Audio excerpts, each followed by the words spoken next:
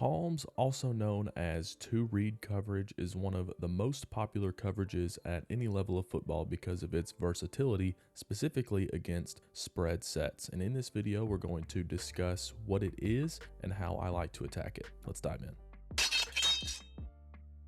So palms and two-read, it's two different names, same coverages. It is a 3/2 concept in the quarters family. Now we're only looking at half of a formation here because this is a split field coverage. You can run palms to both sides, a very popular way to do it, especially if you've got 4 wide, 2x2, but the principles work the same no matter which side you're on. So it is what most would consider a triangle coverage because you have, like we said, 3 defenders over 2 receivers. The 3 defenders will align in a version that looks like a triangle. Now, it's kind of a hybrid of quarters and cover 2. I still consider it more in the quarters family because when I think of quarters / cover 4, really what makes that distinction for me is if we get 4 verts, then the corner is going to take the vertical of number 1 and the safety is going to take the vertical of number 2. The star here, the outside linebacker, would have the flat. So this to me is a quarters concept. We've got the safety in the corner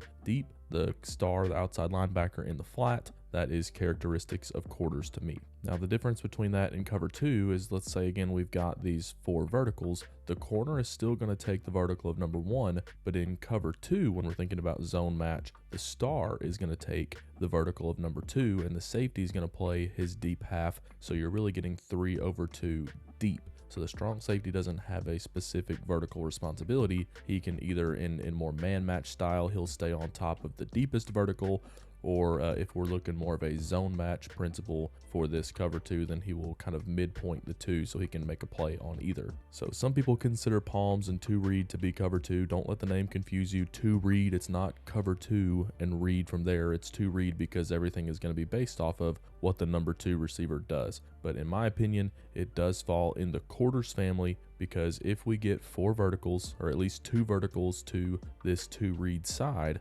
then the corner is going to take the vertical of number 1, the safety is going to take the vertical of number 2, not the star / outside linebacker. So looking at some more specific rules, like I said, everything is going to depend on what number 2 does. That's why a common name for it is two-read, because they are reading the number 2 receiver, specifically the corner and the strong safety. Now the star has some different responsibilities based on what the front is, but generally, specifically with the halfback to his side, the ideal scenario is they're going to find a way to take him out of the run fit, so he is going to kind of play differences between 2 and 3 based on the route distribution. Now this is a super popular coverage, and as a result, everybody kind of has their own little twist on two-read. Some teams might play the corner inside leverage. Some teams might play him outside leverage. We'll kind of mention either of those.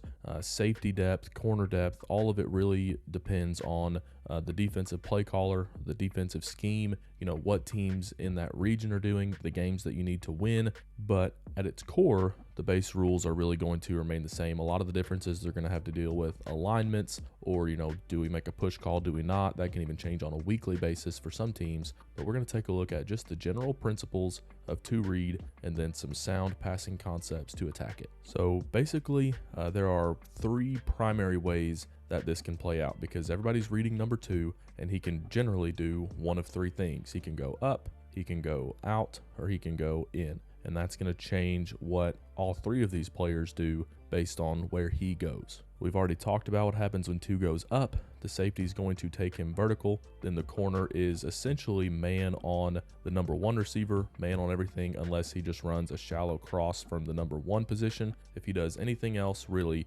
then the corner is going to stay on him. Now, some teams will make a smash call, so they would consider this hitch and underneath route, and then, the corner would be a vertical route. So what some teams will do here, they'll call it two-read, make a smash call to get the outside linebacker underneath the hitch, then the corner and the safety squeezing the corner. But again, here we've got an outside linebacker to the flat, we've got a corner and a safety up. So I would consider that to be more of a quarters check. So when we get to the passing concepts, we're going to assume that there are no smash calls available for the defense because that's more of a quarters call to me. And while palms two-read is in the quarters family, if I see this on film, I would say that the defense was playing quarters here and not two-read or palms. So 2 has gone up. One has not gone shallow right now, so the corner is going to man him up in what I would consider to be palms. Safety would still have the vertical here, and then the star is going to reroute the vertical as much as he can, get hands on him while still keeping an eye for anything coming out of the backfield. So 2 goes up, the corner is mod on number 1, man on deep.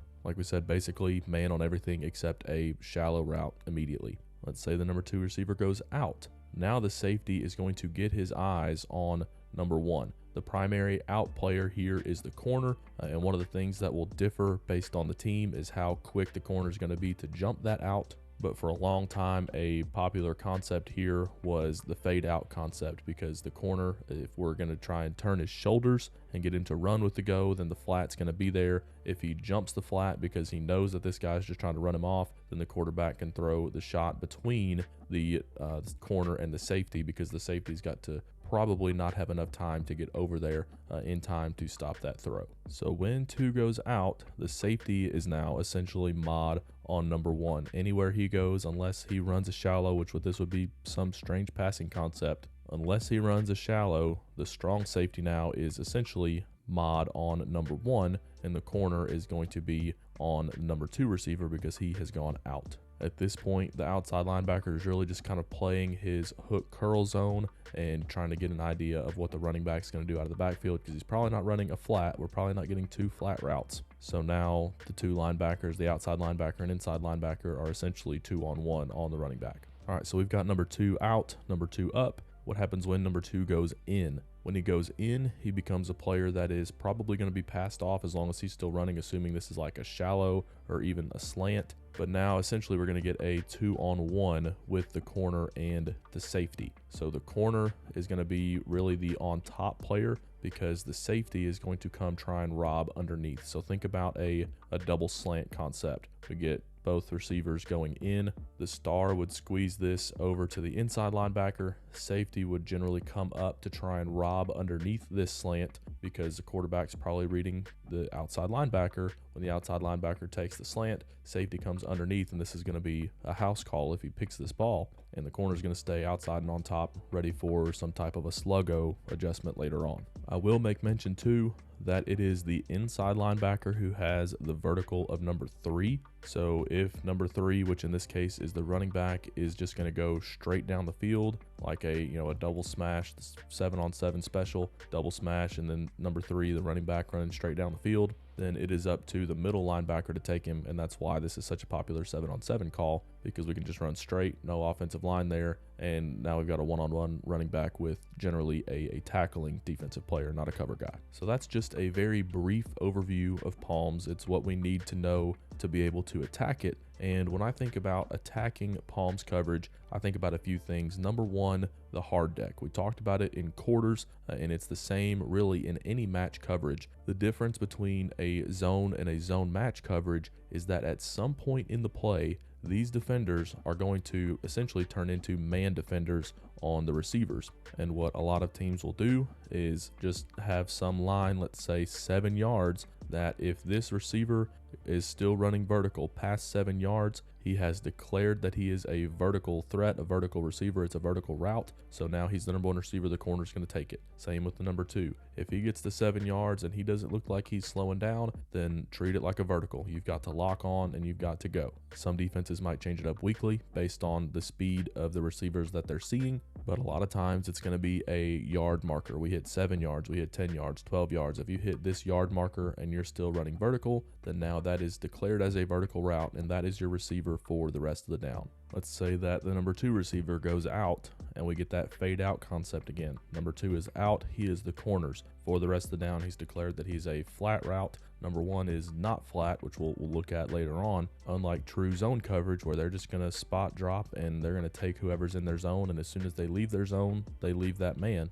But the hard deck is how most zone match teams will decide when a route has declared vertical and when it hasn't, and that's going to dictate who is man on who for the rest of the down. Some defenses will do what I believe they call tempoing the route. So let's say that I'm the corner. I've got 3 back pedals. By the time I hit that 3rd step, if number 2 is still running vertical, then I know that I'm mod on number 1. So for some, it's more about the timing of the back pedal and the route distribution as opposed to a specific yard marker. But either way, no matter how you slice it, there is something that is going to tell those defenders when it is time to man up. And we can use that against them. We'll take a look at a few passing concepts later on, but there's also a few other things that I think about when we're talking about attacking palms coverage. The next one being how they're going to handle number 3 vertical. So let's say now we're in a 3-by-1 formation. Most defenses, if not all defenses that play palms, are actually going to check out of it here because we have a vertical threat. The halfback, not typically a vertical threat because he's,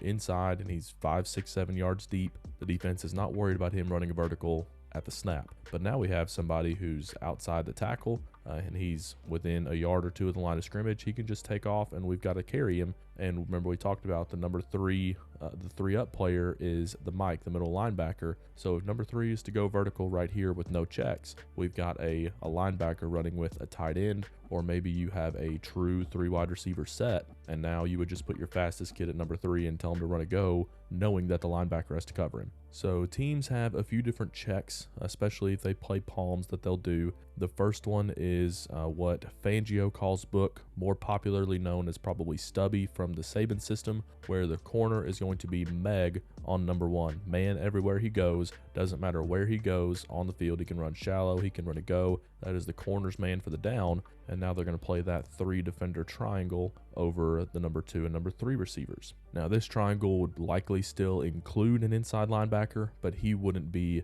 the 3-up player. That would be the safety, because they're going to treat now the number 2 receiver like he's number 1, the number 3 receiver like he's number 2. So if they were to both run vertical, this would be the outside linebacker that would take the new number 1 essentially, and the safety to that side would take the new number 2. One of the other things that teams will check to out of 3-by-1 is they will play the triangle over still the original number 2 and number 3, but then they'll play Fangio calls it tricks, where they're going to take the free safety, the backside safety, and make him the 3-up player just to get the Mike out of that conflict. So here you're going to get a backside solo with the single receiver on the corner as long as number 3 goes vertical. If he does anything other than vertical, the safety's still going to stay on his half of the field, but this just takes that Mike linebacker out of conflict. Those are really the 2 palms checks. There's another one that I've seen called stress. Fangio calls it area, where the corner would take number 1 vertical, the star outside linebacker would take number 2, and the strong safety would take number 3, just again so the Mike doesn't have to carry it. But I would consider that more of quarters based on how it can distribute out if things don't go all vertical. So something I like to do against palms teams is definitely get into 3-by-1, because remember, we're playing a game where we got to force 16 and 17-year-olds to think. They could be thinking about a litany of things in between snaps, and then we're making them make some kind of adjustment based on the formation. A lot of times it's an automatic check that, our first check to 3-by-1 this week is going to be Stubby. So the coach doesn't have to wait for the formation to declare from the sideline. It's just we're running palms, and if I call palms and they get into 3-by-1, check Stubby. But kind of like we've talked about with motions, anytime we can force these high schoolers to communicate and change something and make sure everybody's still on the same page, that's a pretty easy win for the offense. But because there are different variations of what they can change to, I feel like that would make for a better video later on of, how are we going to attack Stubby book coverage? How are we going to attack poach and tricks coverage? So for the purposes of the rest of this video, we're just going to stay in twins and attack true palms coverage. If you are still tracking athlete development by hand or not at all, the automatic weight training calculator and player information system is for you. Simply enter the data during max week and all the calculations will happen automatically, doing everything from comparing previous max attempts to calculating updated percentages for percentage-based weight training. As a bonus, it includes a prospect sheet that can be shared with recruiters so they always have the most up-to-date data on your players. With options for Excel or Google Sheets, this spreadsheet is for anyone who wants to save time calculating percentages in the weight room. For a full demonstration, click the link in the description below.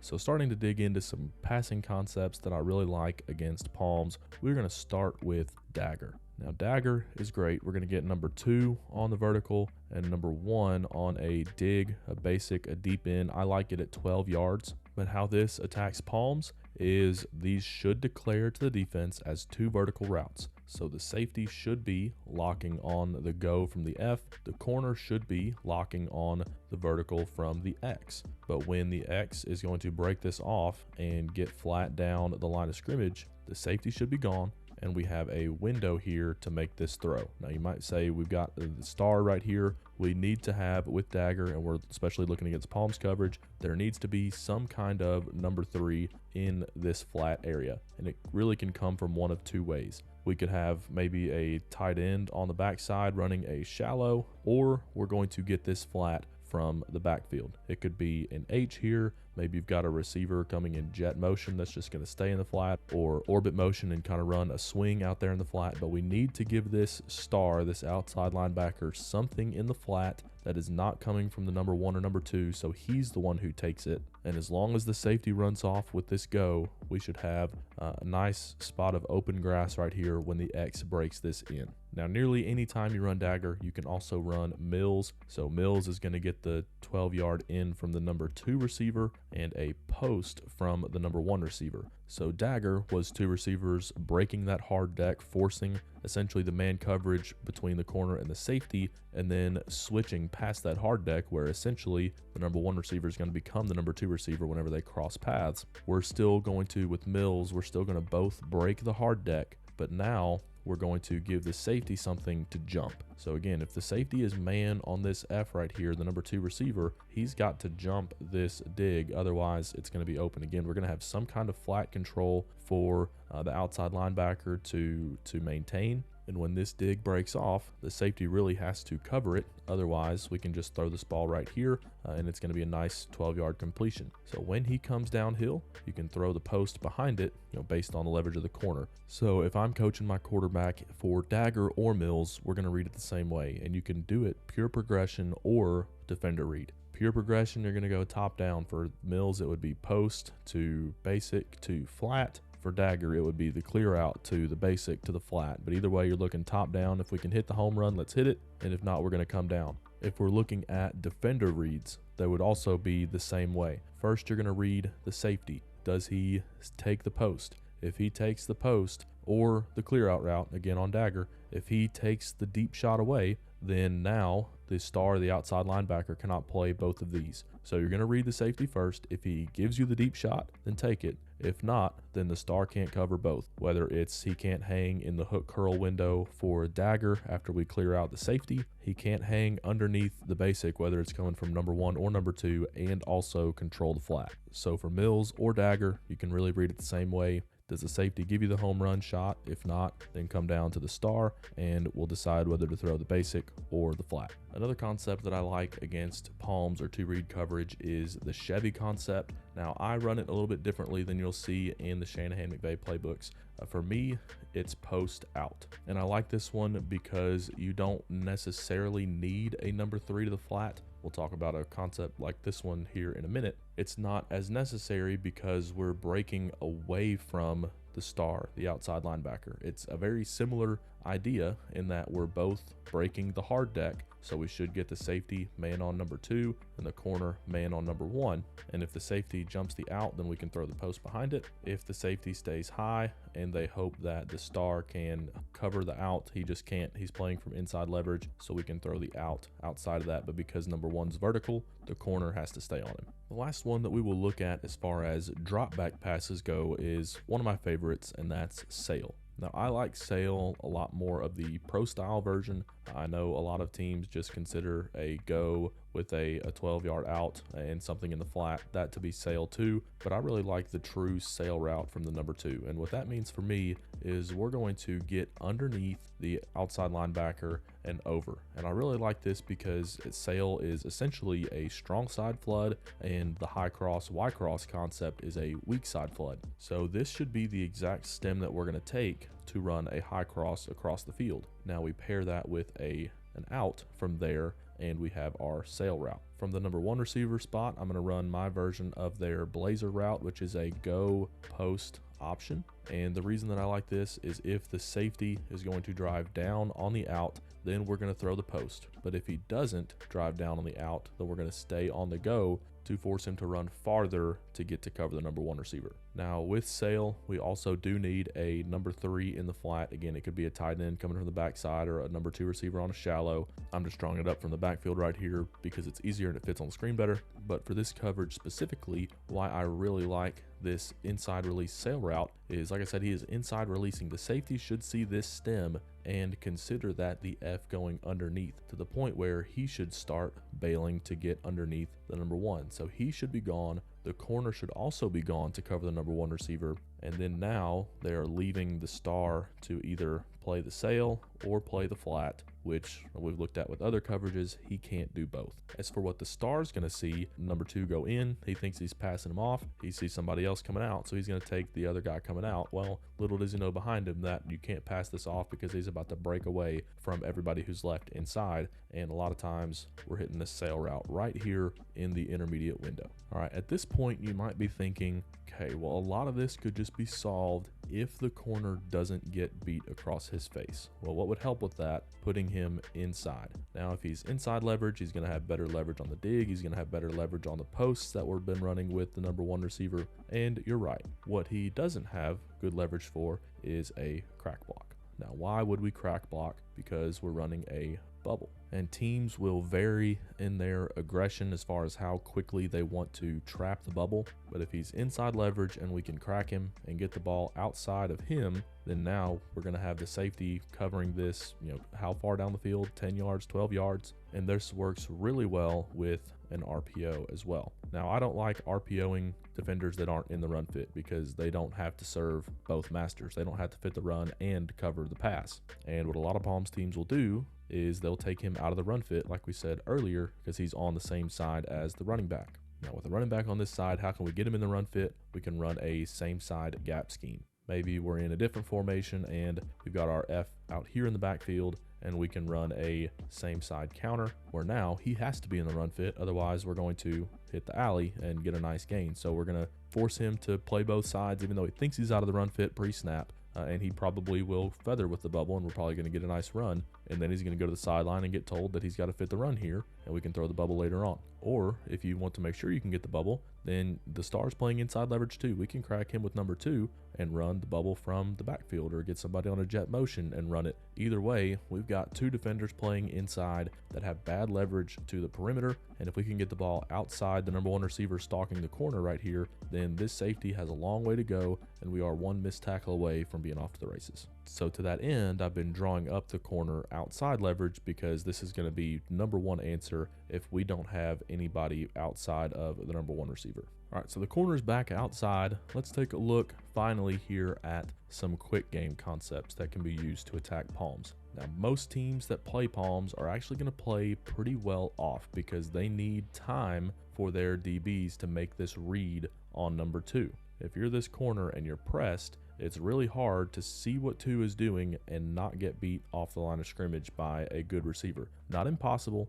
just hard to do. So we're going to see a lot of off coverage here, and we know that the safety's got to cover the vertical of number 2. The corner has to cover the vertical of number 1. So if we can threaten that vertical and sit it down into a hitch, threaten that vertical, sit down into a hitch, then hopefully we're going to get these 2 bailing out and we have one of these hitches open. Obviously, the premier throw here would be the number 1 receiver because we want to make sure this star, especially on his attempt to reroute number 2, doesn't accidentally fall under this hitch window. But we just got to make sure that we know that these guys are bailing and we can get this 5-yard hitch anytime you want it. Stick is also a great play against Palms. And the way that I want to run stick is we're going to get an outside release, and I really want to turn this into a blazer route. So a mandatory outside release blazer, just to make sure that we really have the possibility of this number 1 receiver getting the ball, so he doesn't just feel like he's running him off, because we're probably not ever going to just throw this route unless there's just an accidental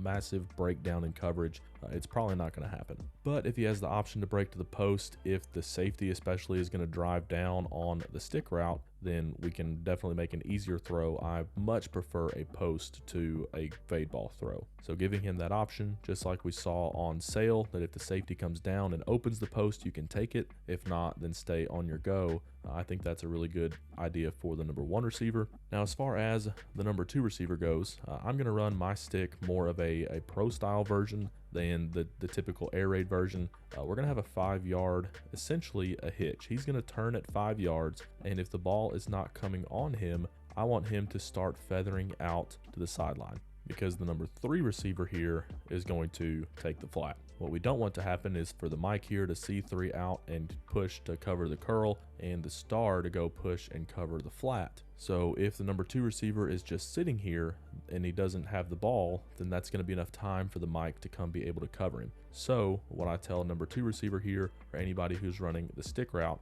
is if you're going to run just your hitch, you're running a hitch, and if you turn around and the ball is not on its way to you, convert it to an out. Like we said, number 3 is going to run the out here. So the idea here is that, again, the star can't cover them both, especially with inside leverage. And the way that I would generally read it is this is kind of going to be more of an alert to the number 1 receiver, and then we are really keying the outside linebacker. And the reason I like this is that there's only one vertical route. And when there's only one vertical route in palms, the corner and the safety should both be taking it. So we're really going to isolate this star here. He cannot cover both of these routes. Normally, in my experience, he's going to have a hard time vacating this hitch, seeing the flat, vacating the hitch to go cover it, and trusting this linebacker to come cover the hitch. And even if he does and he covers the flat route, then we should have the number 2 receiver feathering away from the pushing Mike and be able to catch this ball for a nice quick gain. Now, kind of like Dagger and Mills go together, stick and what a lot of people call snag wide corner is in the West Coast the arrow concept. They also kind of go together. So what we're talking about here is number 2 is running the corner, number 1 here is running the arrow, and we're still getting the flat route from number 3. Same principles, different positions. We've got one vertical route, so the corner and the safety really should be taking it. The corner is going to see number 1 go in/under, number 2 go up, so he's going to be sinking to cover the corner, and the safety is going to be preparing to stay on top of the vertical wherever it goes. But we're going to put this outside linebacker in exactly the same pickle here. Am I going to leave this hitch window where we're getting this arrow route? Am I going to leave this to go cover the flat? Can the Mike get over here and cover the arrow in time? Same coaching point for the number 1 receiver here on the arrow. If you, as soon as you stick it, if the ball's not coming to you, start working back out. Corner's going to be gone, and we don't want the Mike to be able to come let the star go play the flat. If the star is going to go play the flat, then we got to make sure we are breaking away from the pushing Mike so that they cannot cover us both. Now, what I really like to tell the number 1 receiver, which is the X here on this arrow route, is I want you to go sit right inside wherever this outside linebacker is, because I want him to have to make a conscious decision to leave you to go cover the flat. Again, these are 16, 17, 18-year-old kids. It's going to take quite a bit of discipline to knowingly leave one receiver open to go cover another. I also tell them if they see the star here, if he is flashing fast to cover the flat, as soon as he crosses your face, sit it down. We want to be as far away from the inside linebacker as possible. So on the arrow route, if he is playing his zone right here, then you're going to go sit right in his hip pocket and make him go around you to get to the flat. If he's busting tail to cover the flat, then as soon as he crosses your face, sit it down and be ready for the ball, because again, we're going to alert the corner here, and we are reading really the star right off the snap. He can play both of these routes. Whichever one he covers, we're throwing the opposite. Another thing we can do formationally to attack Palms coverage is a decently tight stack. I like these, 5 yards outside the line of scrimmage. Teams may not even play palms against it because of the ease we can have to crack that outside linebacker, but we can also extend the stack if we want to, not necessarily go all the way out past the numbers college style. But what this does is it forces them to wait post snap to figure out who's number 1 and number 2. Yes, I like my stacks offset like this, and one is outside the other, but it's so easy to switch release routes, and we're going to do it so often that we at least are forcing the defense to take a second and wait post snap to figure out who's number 1 and who's number 2. Okay, now what is number 2 doing? Whereas from regular splits, we just see who number 2 is and we get to see him at the snap. Now we've got to key the stack, figure out who's number 2 after the snap, and then now figure out what number 2 is doing. So we can just cause a slight bit of hesitation, and we know a slight bit of hesitation in football is death. So like I mentioned earlier, we're not going to draw up trips because yes, it is a great way to force teams to get a little more uncomfortable and play different variations of palms. But like we said, they're playing different variations of palms and we're going to want to attack them differently. So what we need to do is talk about those in another video. Make sure you subscribe to make sure you don't miss those. And if you want to see how I like to attack a complementary coverage to palms, which is quarters, you can click on the screen and watch this next video.